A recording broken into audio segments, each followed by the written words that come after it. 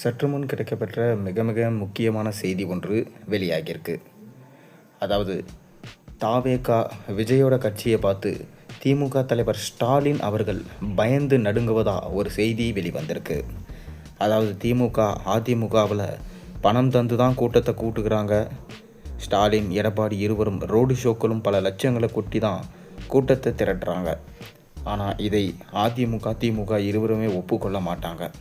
விஜய்க்கு இப்போது வரை காசு தராமலே கூடுறாங்க என்றாலும் போக போக அந்த கூட்டம் எப்படி மாறும் என்பது தெரிய வரும் என்று பத்திரிகையாளர் மணி பேட்டி ஒன்றில் தெரிவிச்சிருக்காரு. லேபல் தமிழ்நாடு என்ற சேனலுக்கு பேட்டி தந்திருக்க மூத்த பத்திரிகையாளர் மணி, ரசிகர் மனப்பான்மையிலிருந்து தொண்டர்கள் வருவதா தெரியல. அதே போல தான் ஒரு அரசியல் கட்சி தலைவராகிவிட்டோம், மக்களுக்காக பேச வேண்டும் என்ற புரிதல் விஜய்க்கும் இல்லை. ரசிகர்களுக்கான பேச்சாகவே விஜயோட பேச்சு இருக்குது. இந்த முறை சுற்றுப்பயணத்தில் என்ன நடக்கப் போகிறது என்று தெரியல.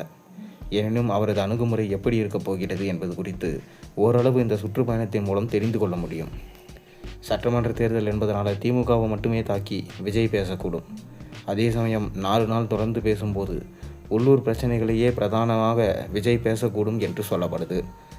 முதல் முறை சுற்றுப்பயணம் என்பதனால் மீடியாவின் லைம்லைட் அதிகமாகவே இருக்கும்.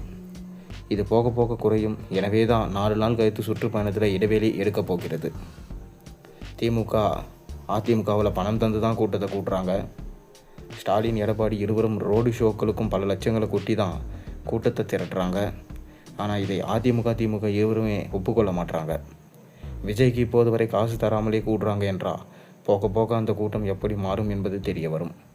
விஜயோட சுற்றுப்பயணம் கிட்டத்தட்ட தேர்தல் பிரச்சாரம் போல தான். எனவே மாவட்ட பிரச்சனை ப்ளஸ் தமிழகத்தின் பிரச்சனை இரண்டையும் விஜய் பேசி தான் ஆகணும்.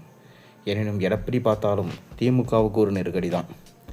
2 கம்யூனிஸ்ட் கட்சிகளை தவிர திமுக அதிமுக விசிக பாஜக மதிமுக இந்த கட்சிகள் ஓரம் கட்டப்படக்கூடிய தலைவர்கள், முன்னாள் எம்பி எம்எல்ஏக்கள், இனி பதவிக்கு ஆசைப்படுபவர்கள் விஜய் பக்கம் போவதற்கு தவிக்கிறாங்க, துடிக்கிறாங்க.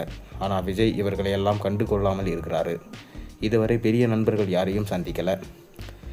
இதுதான் இப்போது சிக்கலாக இருக்குது. ஒரு காலத்தில் செல்வாக்கோடு தங்களது கட்சியில் கோலோச்சியவர்கள், செல்வாக்கு இழந்த முன்னாள் எம்பிகள் விஜய்க்காக 4 மணி நேரம் காத்து கிடந்து அவர் பார்க்க முடியாமல் திரும்பியிருக்காங்க. திமுக சார்பாக தரப்பட்டு வரும் 1000 ரூபாய் மகளிருக்கு உதவித்தொகை, இது திமுக பணமா? எங்கள் பணத்தை தானே எங்களுக்கு தரீங்க, அதுவும் ஆட்சிக்கு வந்ததும் தராமல் 2.5 வருடம் கழித்து தரீங்க, அதுவும் எல்லாருக்குமே தராமல் தகுதியுள்ளவர்களுக்கு மட்டுமே தரீங்க. எனவே திமுக ஓட்டு உடைந்து விஜய் பக்கம் பெரும்பாலும் தாவக்கூடும் என்றெல்லாம் தெரிவிக்கப்படுது. இதனால் ஸ்டாலின் விஜயை பார்த்து பயப்படுகிறார் என சொல்லப்பட்டு வருது.